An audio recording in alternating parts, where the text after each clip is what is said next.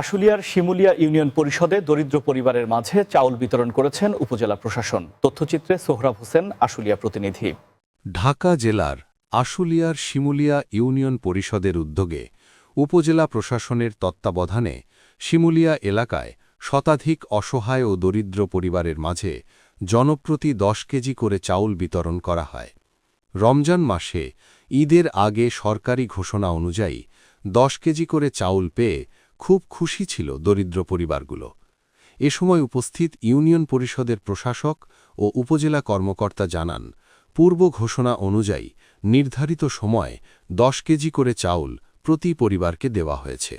সরকারিভাবে এ অনুদানের চাউল কার্ডের মাধ্যমে অসহায় ও দরিদ্র পরিবারের মাঝে বণ্টন করা হয়েছে। পর্যাপ্ত চাউলের মজুদ রয়েছে।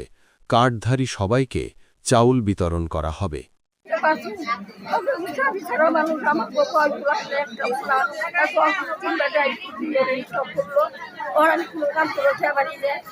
মেম্বার